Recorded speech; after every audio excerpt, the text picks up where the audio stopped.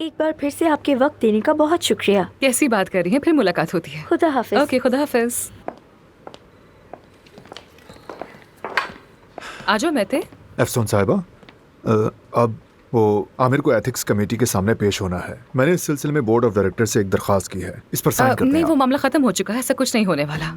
उसका मरीज मरने वाला था, उसे जवाबदेह होना है। पेशेंट ने अपनी रिपोर्ट्स बदल दी थी। उसने अपनी थायराइड की बीमारी हमसे छुपाई, यानी आमिर की कोई गलती नहीं थी। और मैं एक बेकसूर डॉक्टर को एथिक्स कमेटी के सामने पेश नहीं होने दूंगी। समझ गए? लो ये लो लो लो। आप आमिर को इस हॉस्पिटल से निकलवाना नहीं चाहती क्या? आमिर और मेरे दरमियान जो कुछ भी है वो सिर्फ मुझे और उसे मुतासिर करता है। एथिक्स कमेटी की मीटिंग नहीं बुलाई जाएगी। आमिर को मशकूक नहीं बनने दूंगी। मगर बोर्ड ऑफ डायरेक्टर्स चाहते हैं, और काया साहब भी। मुझे यकीन है कि अगर परवीन साहिबा होती... परवीन साहिबा नहीं है, मैं हूं यहाँ, और मैं अपने पार्टनर को धोखा हरगिज़ नहीं दूंगी। बेकसूर को इस सिचुएशन में नहीं डालूंगी। समझ गए हो ना महते?